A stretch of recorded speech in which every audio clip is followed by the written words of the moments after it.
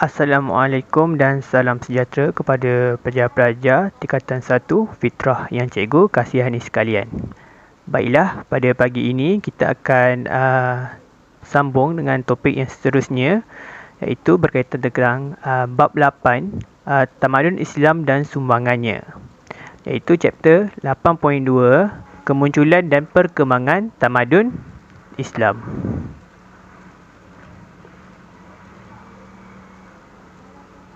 Okey, dalam perkembangan tamadun Islam ini, dalam chapter ni, apa yang perlu kamu fahami yang kita akan belajar pada hari ini adalah yang pertama berkenaan penyebaran Islam dalam zaman Khulafah Ar-Rashidin. Okey, zaman Khulafah Ar-Rashidin ni iaitu zaman sahabat Nabi. Okey, zaman sahabat Nabi ni dia terbahagi kepada 4. Yang pertama adalah Abu Bakar As-Siddiq, yang kedua adalah Umar bin Al-Khattab, yang ketiga adalah Uthman bin Affan, dan yang keempat adalah Ali bin Abi Talib. Jadi kita akan melihat kepada 4 tokoh ini dalam penyebaran Islam pada zaman Khulafah Ar-Rashidin. Okey, yang kedua adalah mengenai cara penyebaran Islam pada zaman kerajaan Islam. Okey, yang terbahagi kepada 3, iaitu kerajaan Bani Umayyah, kerajaan Bani Abbasiyah, dan kerajaan Turki Uthmaniyah. Okey, maknanya pada hari ini ada 2 objektif yang perlu kamu fahami, iaitu yang pertama adalah penyebaran Islam dalam zaman Khulafah Ar-Rashidin, dan yang kedua adalah cara penyebaran zaman kerajaan Islam. Okey, maknanya pada hari ini kita akan belajar tentang penyebaran Islam. Okey, baiklah, untuk objektif kita yang pertama adalah penyebaran Islam pada zaman Khulafah Ar-Rashidin. Okey, penyebaran Islam ini diteruskan setelah kewafatan Nabi Muhammad SAW. Okey, maknanya penyebaran Islam pada zaman Khulafah Ar-Rashidin ini adalah sambungan kepada penyebaran Islam yang dibawa oleh Nabi Muhammad SAW. Yang kita tahu Nabi Muhammad ni adalah merupakan pengasas ataupun orang yang pertama yang menyebarkan ajaran agama Islam ini. Okey, lepas kewafatan Nabi Muhammad ni, penyebaran Islam ni, agama Islam ni diteruskan oleh yang kita katakan zaman Khulafah Ar-Rashidin. Okey, zaman Khulafah Ar-Rashidin ni iaitu pemerintahan seterusnya dilakukan oleh para sahabat Nabi Muhammad SAW yang dinamakan Khulafah Ar-Rashidin. Okey, maknanya penyebaran Islam disambung oleh sahabat-sahabat Nabi, okey, yang dikenali sebagai Khulafah Ar-Rashidin. Okey, kat sini kita boleh tengok tadi, okey, penyebaran Islam pada zaman Khulafah Ar-Rashidin ni dia dibahagikan kepada 4 tokoh. Okey, yang pertama adalah Abu Bakar As-Siddiq, yang kedua adalah Umar bin Al-Khattab, yang ketiga adalah Uthman bin Affan, dan yang keempat adalah Ali bin Abi Talib. Okey, kelas.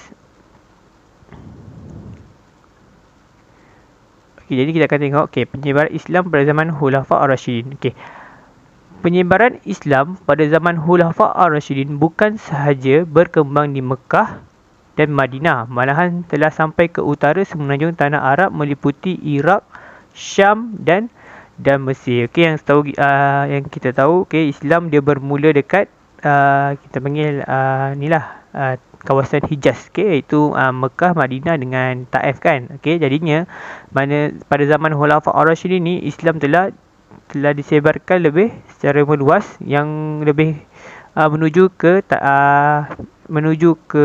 negara Iraq, Iraq, Syam dan Mesir. Okey, maknanya dia dah keluar daripada semenanjung tanah Arab. Okey, kalau semenanjung tanah Arab ni dia dekat sini lah, dekat dalam gambar ni. Okey, tu adalah semenanjung tanah Arab. Okey, jadinya dia dah tersebar lebih meluas lah. Okey, macam Iraq dengan Syam ni dia still lagi kat dalam semenanjung tanah Arab ni, tapi dia dah lebih macam dah pinggir-pinggir lah. Okey, macam kat Mesir ni dia dah lebih menuju ke bahagian utara Afrika.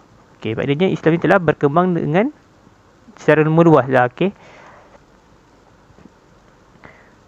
Okey, lepas tu kita akan tengok kepada tokoh yang pertama, iaitu Abu Bakar As-Siddiq. Okey, baginda menguasai peperangan Al-Riddah, yakni memerangi golongan murtad. Okey, golongan murtad itu keluar daripada agama Islam kerana enggan membayar zakat.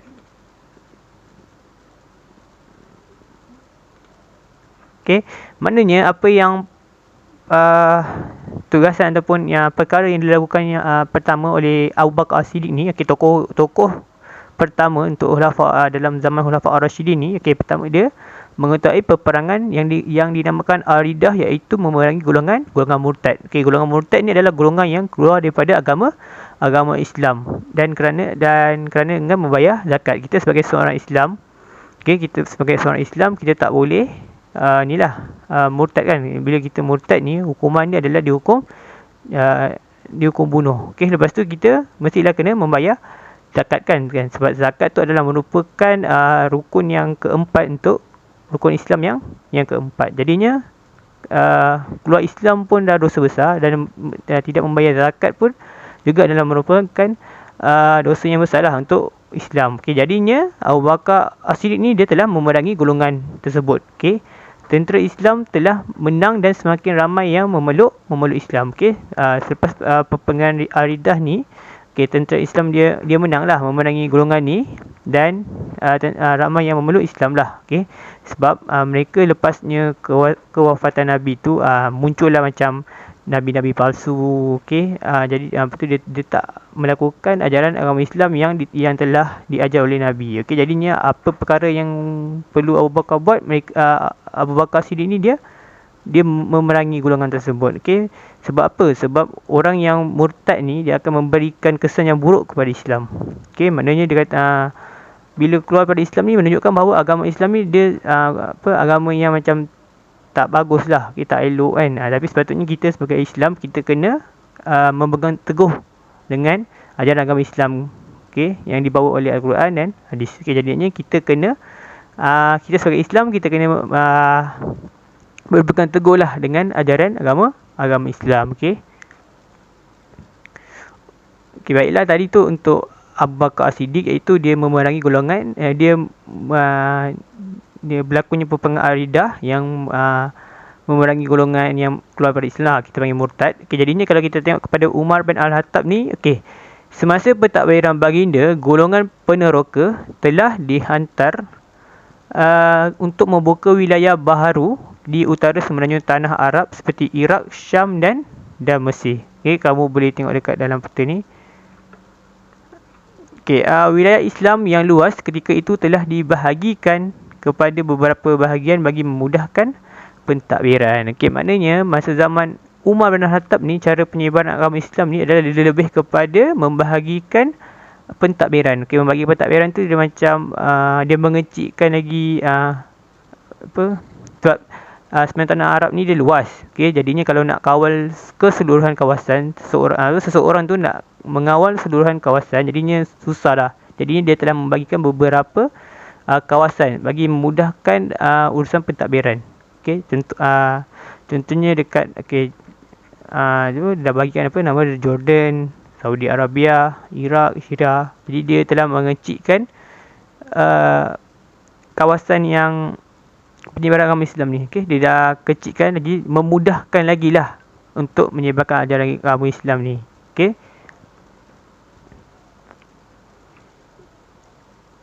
Untuk zaman Uthman bin Affan pula, baginda mentadbir wilayah Islam yang luas merangkumi kerajaan Parsi dan beberapa bahagian kerajaan Byzantine di Laut Mediterania. Maknanya untuk zaman Uthman bin Affan pula, dia telah wilayah Islam ni dia telah merangkumi kerajaan Parsi, iaitu negara Iran, dan beberapa bahagian kerajaan Byzantium di Laut Mediterania. Kalau untuk kerajaan Byzantium ni kita panggil kerajaan Rom lah. Bila kerajaan Rom ni dia telah capai dekat bahagian benua Eropah. Maknanya untuk Uthman bin Affan ni dia telah berjaya menyebarkan ajaran agama Islam ni sampai ke benua Eropah. Sebab kerajaan Byzantium ni dia adalah merupakan kerajaan yang agung lah semasa untuk dekat benua Eropah. Jadi merupakan sebuah kerajaan yang kuat, yang kerajaan yang kuat yang menjadi kuasa utama untuk benua Eropah tu. Jadinya untuk zaman Uthman bin Affan ni, ajaran agama Islam ni dapat disebarkanlah ke kerajaan Byzantine tu. Okey, kat Laut Mediterranean ni dia dekat bahagian utara, itu bahagian atas semenanjung tanah Arab. Okey, lautan Mediterranean ni adalah merupakan lautan yang menyambung semenanjung tanah Arab dengan benua Eropah. Kalau kamu tahulah. Okey.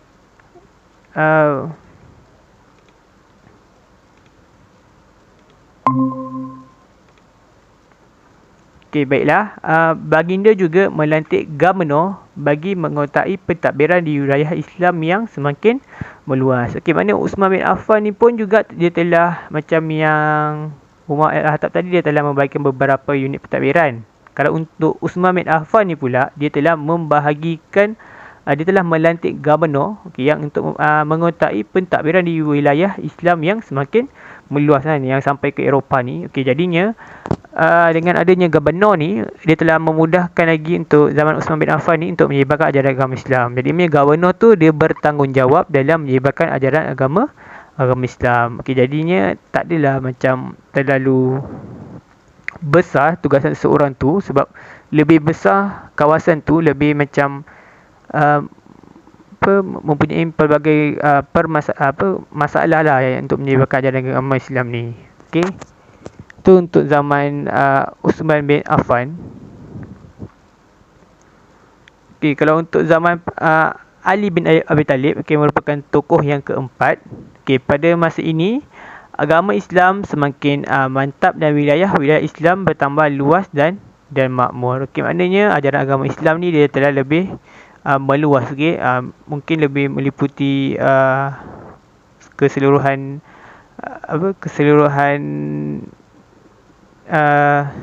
dunia lah kan. Okay, maknanya Islam ni semakin kukuh semasa zaman Ali bin Abi Talib. Itu merupakan zaman yang terakhir lah. Okay, Khulafa Ar-Rasyidin ni. Okay, zaman Ali bin Abi Talib ni adalah merupakan zaman yang terakhir oleh Khulafa Ar-Rasyidin. Okay, baiklah. Itu adalah berkenaan tentang cara penyebaran ajaran agama Islam semasa zaman Khulafa Ar-Rasyidin. Okay, jadi kita akan tengok balik. Okay, maknanya kalau untuk zaman semasa zaman Abu Bakar Ar-Rasyidin ni, tokoh yang pertama itu Khulafa Ar-Rasyidin yang pertama ni, Abu Bakar As-Siddiq ni. Dia masa zaman dia buat apa? Zaman dia Abu Bakar As-Siddiq ni dia memerangi golongan murtad yang enggan membayar zakat. Golongan murtad tu adalah golongan yang keluar daripada Islam. Dan dia tak naklah membayar zakat. Maknanya untuk Abu Bakar As-Siddiq ni dia memerangi golongan tersebut, dan Islam menang memerangi golongan murtad ni lah. Itu masa zaman Abu Bakar As-Siddiq. Kalau untuk zaman Umar bin Al-Khattab ni, dia tak ada perang. Dia lebih kepada macam membantu golongan peneroka yang telah dihantar di wilayah baru di semenanjung tanah Arab lah. Peneroka, kamu tahu peneroka, dia kena cari tanah yang baru untuk menjalankan aktiviti dia lah. Tak kisahlah aktiviti pertanian ke, aktiviti perniagaan ke. Maknanya kalau untuk Umar bin Al-Khattab ni, dia tak ada perang. Dia bukan perang, dia lebih kepada macam menghantar seorang itu untuk melakukan menjalankan aktiviti dia lah. Lepas tu masa Umar bin Khattab ni, cara untuk penyebaran agama Islam adalah wilayah Islam dibahagikan kepada beberapa bahagian. Bagi memudahkan pentadbiran. Kalau lebih kecil kawasan untuk mentadbir tu, lebih memudahkan cara penyebaran agama Islam. Kalau untuk golongan untuk tokoh yang ketiga untuk Khulafa Ar-Rasyidin, iaitu Uthman bin Affan. Uthman bin Affan ni pula dia telah menyebarkan ajaran agama Islam ni sampai ke negara Iran. Itu ni kat slide ni dah terversi. Dia telah menyebarkan agama Islam ke Iran dan beberapa bahagian kerajaan Byzantine dekat di Laut Mediterranean.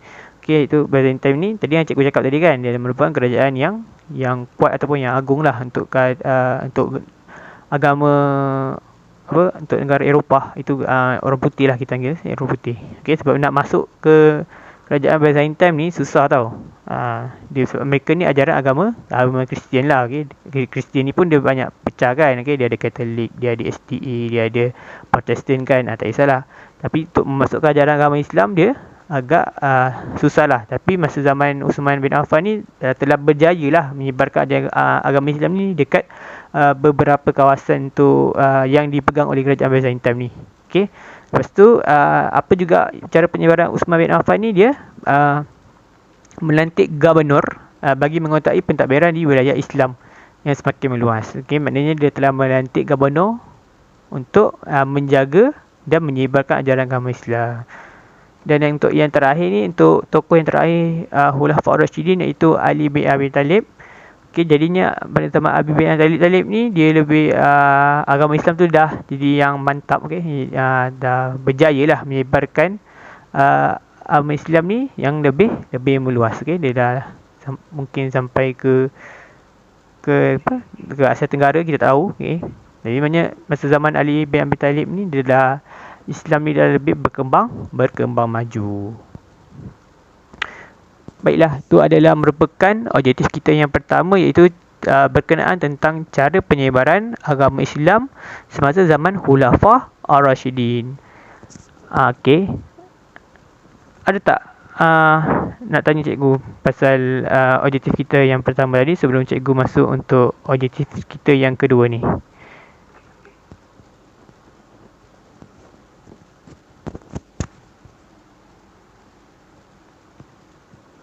Okay, kalau tak ada, cikgu akan sambung untuk kita punya objektif yang kedua lah.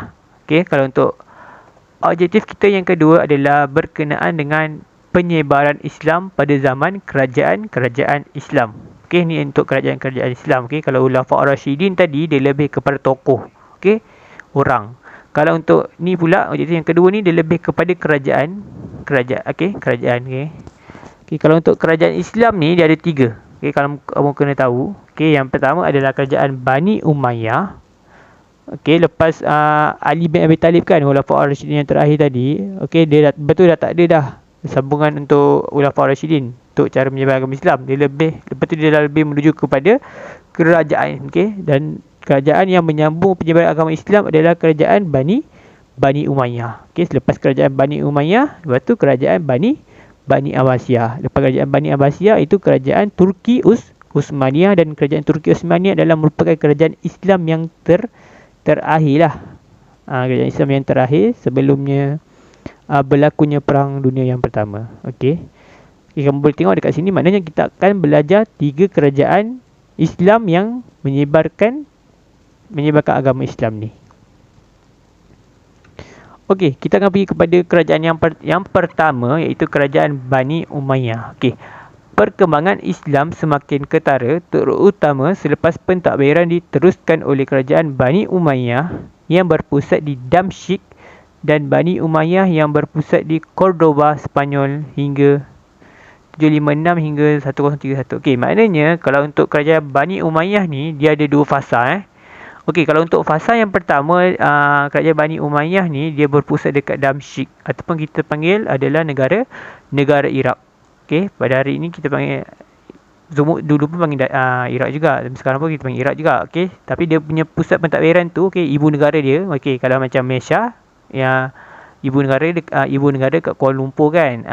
Kalau untuk Bani Umayyah ni, yang untuk fasa pertama ni, dia punya ibu negara dia adalah terletak dekat, kita sebut sebagai Damsyik. Okey, dan untuk fasa yang kedua adalah dekat Cordoba. Okey, Cordoba tu dekat Spanyol.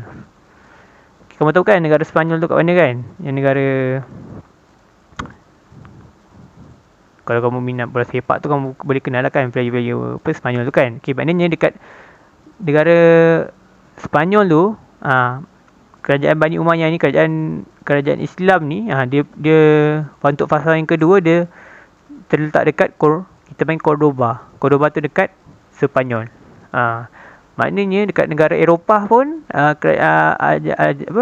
kerajaan Islam ni dia dapat membentuk kerajaan Islam dekat benua Eropah. Lebih kita panggil dekat Spanyol lah. Okay, tapi kalau untuk zaman dulu dia tak panggil Spanyol, kita panggil Andalusia, kalau kamu nak tahu. Okay, kalau dulu Spanyol ni nama dia adalah Andalusia, tapi pada hari ini kita panggil Spanyol lah. Okay, kalau maknanya untuk kerajaan Bani Umayyah ni, dia ada 2 fasa. Okay, pertama dekat Damsyik, Iraq. Okay, selepas dia diserang Okey, kerajaan Bani Umayyah ni jatuh. Jadi orang-orang ni ataupun pemerintah kerajaan Bani Umayyah ni dilari ke Cordoba dekat Sepanyol untuk membentuk kerajaan Umayyah yang fasa kedua. Okey, maknanya Bani Umayyah dia ada dua. Pertama dekat Damsyik, yang kedua adalah dekat Cordoba. Okey, lepas tu kita sambung untuk kerajaan Bani Umayyah juga. Okey, Islam bertapak di India dan Asia Tengah seperti Bukhara, Samarkand dan Khawarizmi. Okay, maknanya Islam ni untuk kerajaan Bani Umayyah ni dia telah sampai ke negara India. Okey, kalau untuk Fahbes dengan Inok tu kan, negara India kat mana kan? Kat Asia Selatan. Okey, lepas tu dan Asia Tengah. Okey, kalau Asia Tengah ni contoh dia macam negara Kazakhstan, Azerbaijan, Uzbekistan. Okey, maknanya dia dah sampai ke kawasan Asia Tengah. Okey, seperti Bukhara, Samarkand dan Khawarizmi, dia dah macam spesifik kepada nama tempat lah.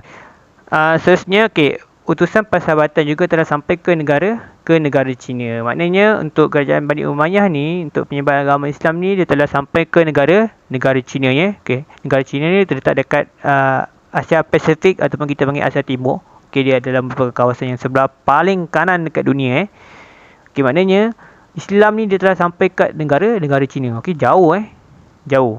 Okey, lepas tu Islam juga telah sampai ke Afrika Utara dan turut tersebar ke Eropah. Maknanya kerajaan Bani Umayyah ni, ajaran agama Islam ni telah menyebar lebih meluas.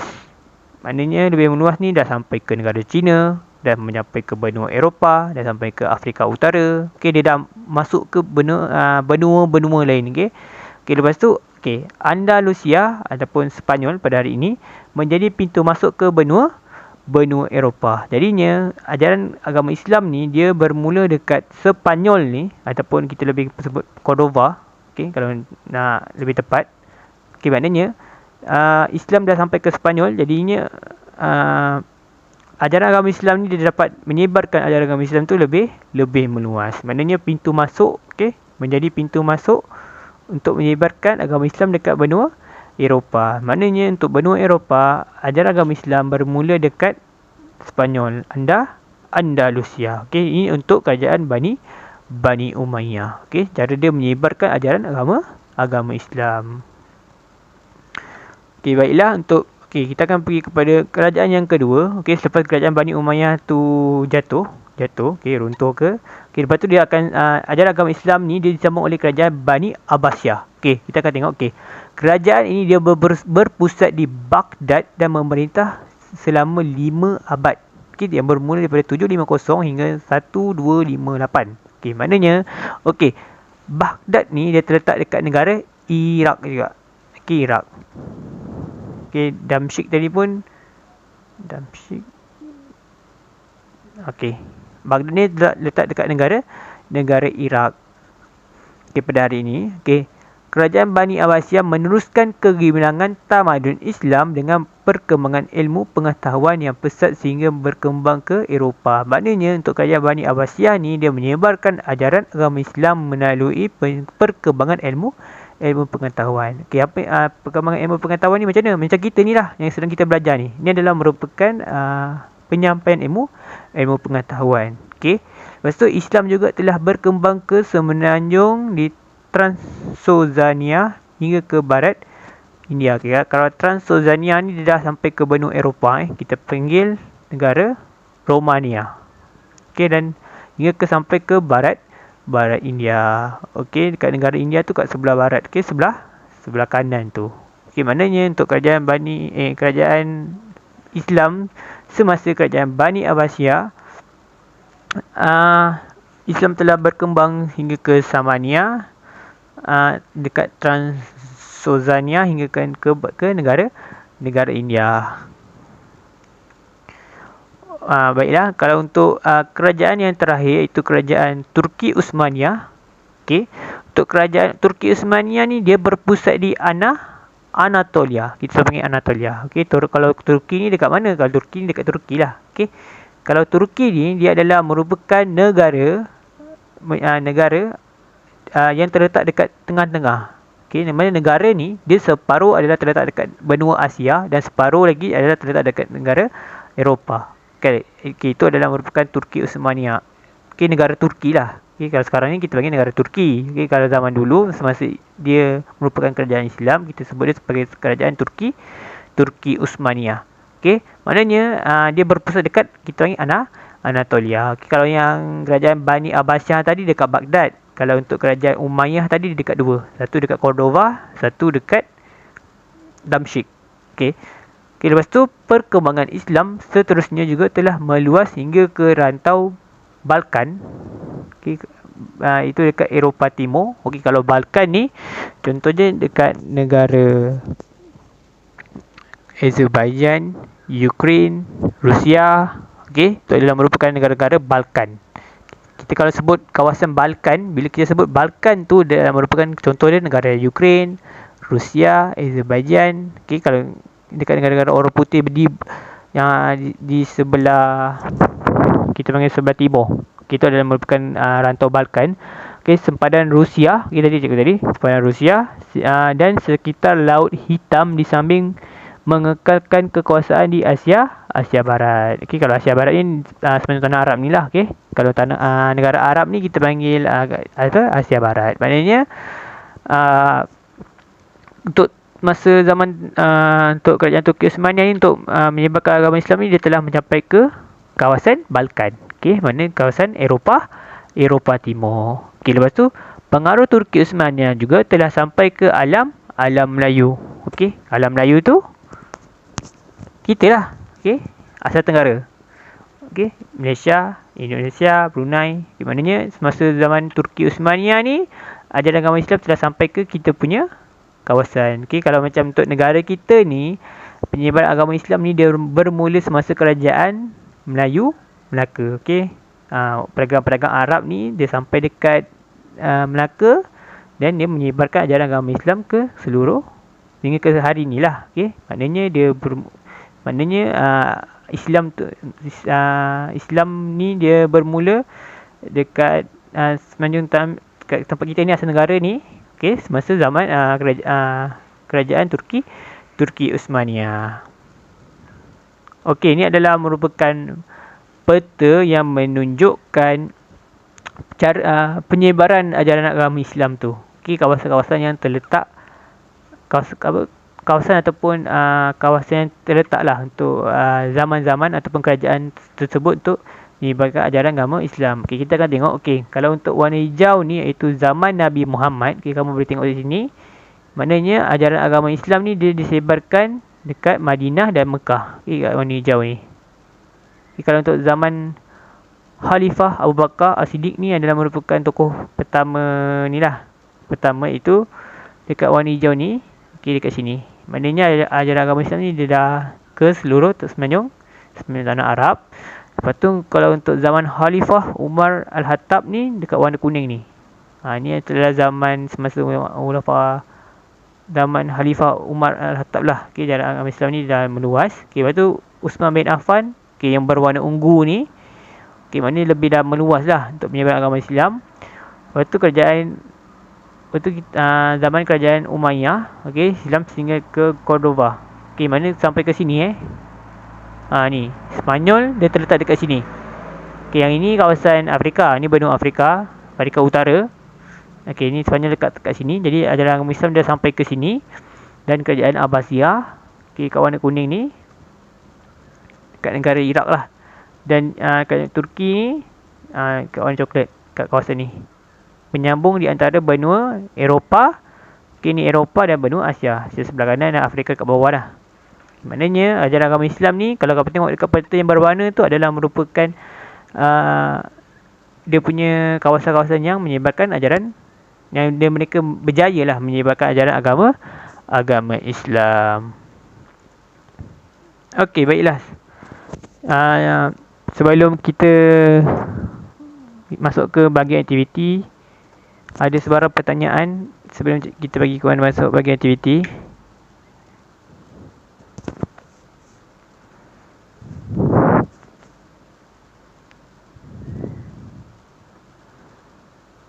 Okey, kalau tak ada. Okey, kalau tak ada, okey, kamu boleh nampak kan slide cikgu ni? Okey, kalau untuk ni. Okey, untuk kita punya latihan ni, okay, cikgu dah letakkan dia punya ni lah, pilihan jawapan dekat belah atas. Okay, cikgu dah letakkan pilihan jawapan dekat belah atas. Jadinya kamu boleh baca dia punya ni soalan, dan nanti cikgu akan mintalah jawapan dia untuk setiap ni. Okay, kamu boleh ni lah rujuk buku teks kamu tadi. 8.2 cara penyebaran ajaran agama Islam dekat Khulafa' Ar-Rasyidin dengan kerajaan Islam. Boleh kelas. Okey, sekarang dah pukul 9.38. Jadinya pukul 9.45 kita bincangkan kita punya latihan ni. Okey, kalau ni cikgu lupa pula. Kamu jangan lupa isikan kehadiran dekat link yang cikgu bagi tu, dan nama kamu dekat ruangan chat. Boleh. Okey, pukul 9.45 kita bincangkan jawapan kita. Okey, kamu boleh rujuk buku teks kamu untuk kita punya aktiviti ni. Okey, dia punya pilihan jawapan dia ada dekat atas ni. Boleh Cikgu muka surat berapa? Cikgu tak ingat pula muka surat berapa. Tapi kamu buka ni chapter 8.2. 8.2 cara penyebaran ajaran agama Islam. Cara agama Islam untuk zaman Khulafa' Ar-Rasyidin dan zaman kerajaan-kerajaan Islam.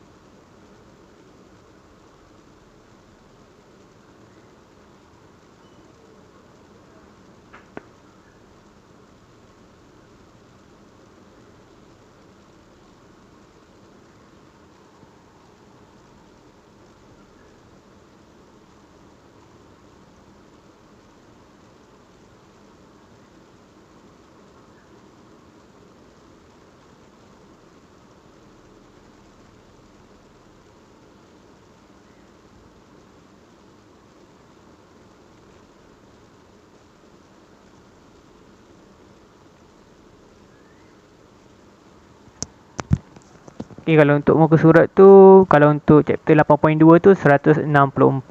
Tapi dia yang 164 ni dia ni zaman Nabi Muhammad. Lepas tu kamu cek dekat 166 ke 167 untuk kita punya aktiviti ni. Dia tulis lah zaman Khulafa' Ar-Rasyidin dan kerajaan-kerajaan Islam.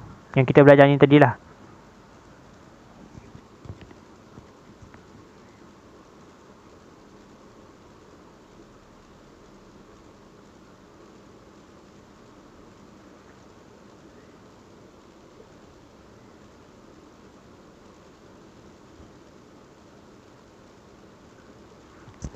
9.45 kita bincang kita punya latihan ya.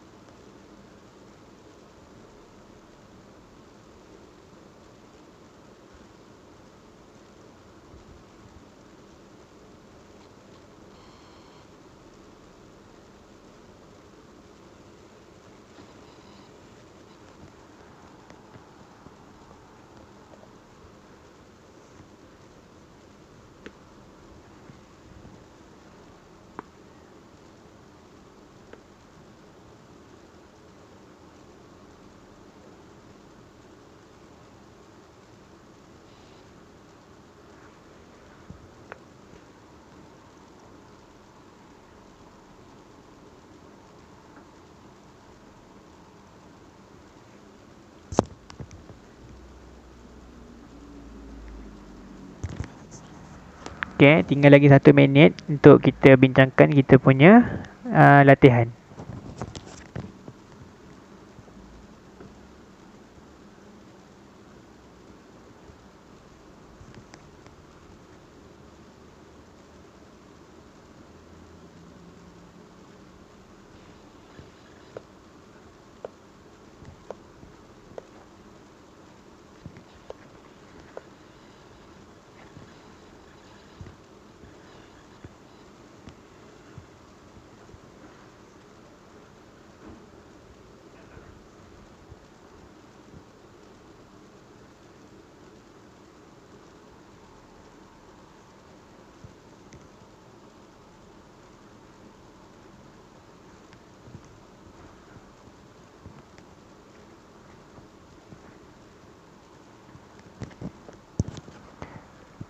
Baiklah, jam telah menunjukkan pukul 9.45. Okey, yang telah dijanjikan, jadinya kita akan bincangkan kita punya latihan. Boleh kelas? Okey, kamu boleh respon dekat ruangan ni lah. Kalau kamu tak nak cakap, kamu boleh bagi jawapan dekat ruangan chat, nanti cikgu baca Okey, baiklah, cikgu akan bacakan soalan, nanti kamu bagikan jawapan lah. Okey. Okey, untuk soalan yang pertama, okey, kerajaan yang berpusat di Baghdad. Okey, kerajaan apa tu? Kerajaan Bani Abbasiyah. Okey. Batrisya jawab kerajaan Bani Abbasiyah. Okey, betul.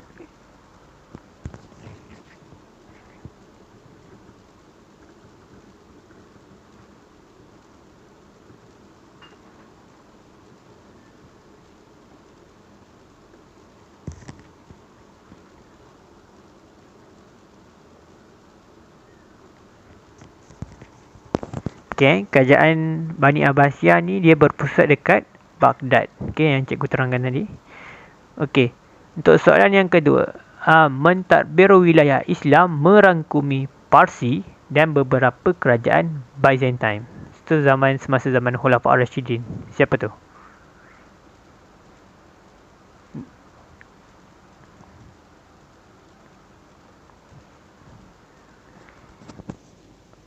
Uthman bin Affan. Okey, betul. Itu zaman Uthman bin Affan.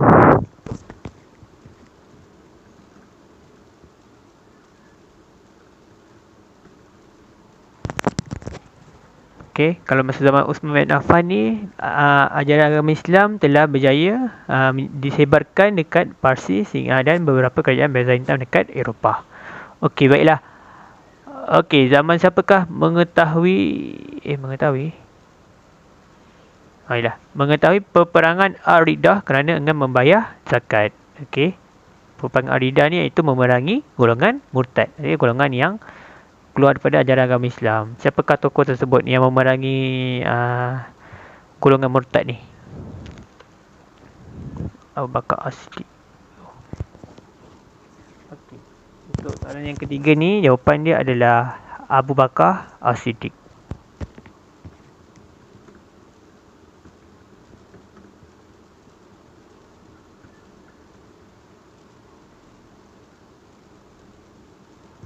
Okay, sebab Abu Bakar As-Siddiq ni dia yang memerangi. Okay, semasa zaman baginda, untuk Abu Bakar As-Siddiq ni, zaman dia je yang saja yang berlakunya peperangan. Okay, zaman tu zaman Khulafa ar-Rasyidin yang lain dia tak ada berlaku peperangan. Dia lebih kepada cara memperluaskan ajaran agama Islam tu. Okay, terusnya untuk soalan yang keempat adalah kerajaan yang berpusat di Anatolia. Kerajaan apa tu?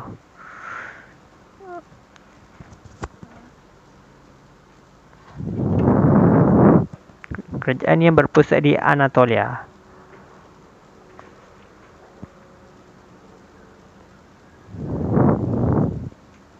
Antara kerajaan...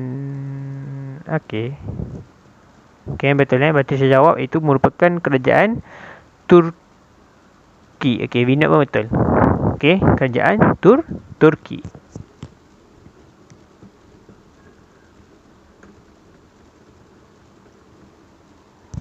Okay, kerajaan Turki ni dia terletak dekat dia berpusat dekat Anatolia, dan kerajaan Turki ni dia terletak di antara benua Eropah dan benua Asia. Tapi pada hari ini negara Turki ni dia terletak dekat benua Eropah lah. Okay, lagi senang lah. Tapi sebenarnya nak cakap dia benua Asia pun ada juga, tapi lebih nak macam official. Okay, official secara rasminya dia terletak dekat benua Eropah. Okay. Okay, zaman siapakah agama Islam semakin mantap dan wilayah-wilayah Islam bertambah luas dan makmur? Zaman siapa tu? Khulafaur Rasyidin yang mana? Ajaran agama Islam dah semakin mantap dan Islam ni dah bertambah luas. Ali bin Abi Talib. Okey, Basyir jawab Ali bin Abi Talib. Okey, betul. Zaman Ali bin Abi Talib. Okey, Vina pun betul.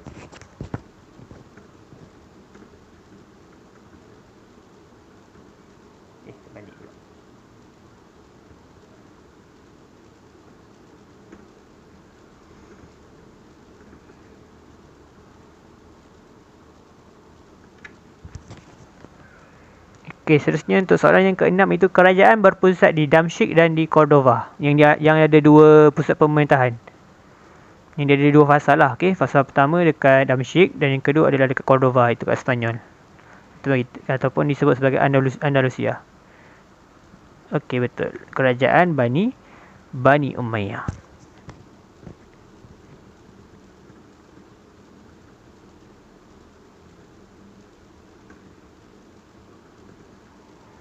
Okay, dan untuk soalan yang terakhir, soalan ketujuh adalah wilayah Islam dibahagikan kepada beberapa bahagian bagi memudahkan pentadbiran.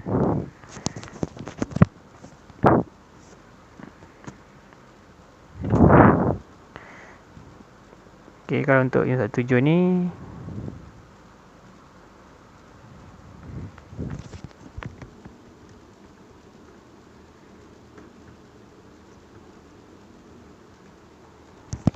okey, kalau untuk soalan ketujuh ni adalah merupakan saya sila yang tinggal yang terakhir itulah. Okey, jawapan dia adalah Umar Al-Khattab. Umar bin Al-Khattab gitu.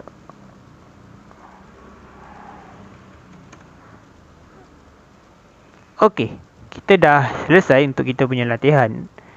Okey, dan apa yang cikgu tengok, okey, kamu dapat berjaya untuk menjawab kita latihan. Maknanya kamu memahamilah apa yang kita belajar, topik yang kita belajar pada hari ini. Okey, maknanya kamu memberikan fokus dan perhatian yang penuh lah untuk kita punya pembelajaran pada hari ini. Okey, sekarang ni kita akan masuk untuk bahagian refleksi dan pertanyaan. Okey, ada tak habis tu tak jawab? Tak apa, biasalah tu. Mungkin dia lebih kepada silent student macam itulah. Okey, sekarang ni kita akan pergi kepada refleksi dan pertanyaan. Okey, ada tak pertanyaan untuk kelas kita pada hari ini? Sebelum cikgu nak rumuskan lah apa yang kita belajar pada hari ini, macam untuk kita punya revision terakhir lah. Okey, kalau tak ada, tak apa.